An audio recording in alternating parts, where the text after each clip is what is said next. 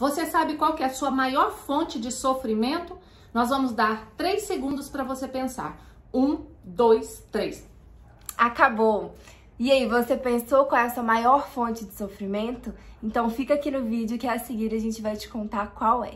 Nós somos Ivana Rocha, psicóloga, psicoterapeuta e consteladora sistêmica. E eu sou a Ana, filha da Ivana, estudante de psicologia. E a gente se juntou nesse canal no YouTube, Psi-A2, para falar sobre os relacionamentos. Se a gente procurar a palavra relacionamento no dicionário, a gente vai encontrar, entre outros significados, este significado. Vou dar uma colada aqui. É estabelecer uma ligação, uma conexão com algo ou alguém. Pode ser uma relação amorosa, afetiva, de amizade ou intimidade entre as pessoas. E todo mundo se relaciona, é impossível a gente não se relacionar. Aí você me pergunta, mas eu moro sozinha, fico sozinha e tudo mais. Mas pensa, um monge no alto de uma montanha, subindo uma montanha. Ele mesmo assim está se relacionando, mesmo estando sozinho. Ele está se relacionando com ele mesmo. Ele está em sua própria companhia. Então, os relacionamentos são muito mais do que essa ligação que a gente tem com as pessoas, essa relação que a gente tem com as pessoas. Os relacionamentos podem ser intrapessoais também, aquele que vem de dentro, a nossa relação que a gente tem com a gente mesmo.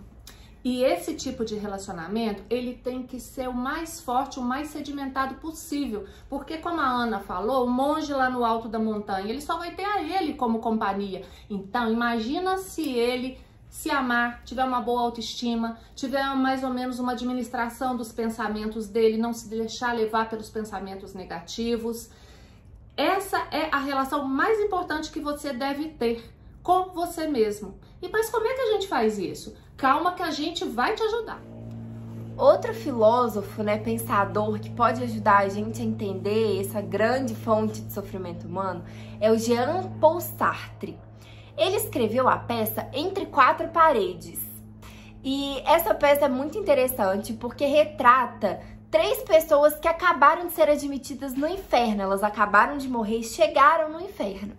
E essa peça mostra o inferno como um quarto de 4 paredes, com 3 sofás, cada personagem fica em um sofá, e os personagens não entendem, eles se perguntam, nossa, mas cadê o fogo, cadê a fogueira, cadê as grelhas?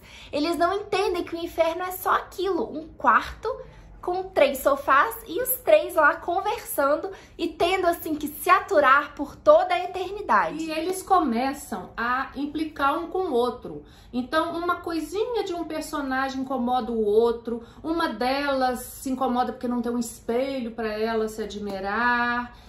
E aí, num determinado momento, um deles fala assim, não, mas isso aqui é que é um inferno? Cadê as grelhas? Cadê o fogo? Como a Ana já havia dito. E aí ele diz assim... Ele tem um insight assim e fala... O inferno são os outros. Mas o que isso quer dizer? O inferno são os outros? E aí é o seguinte, isso é uma dica para vocês. Se vocês colocam sempre a responsabilidade, a culpa no outro... Vocês pegam as rédeas da sua vida e entregam na mão do outro. A responsabilidade para o outro. O inferno são os outros, então os outros têm esse poder todo sobre mim?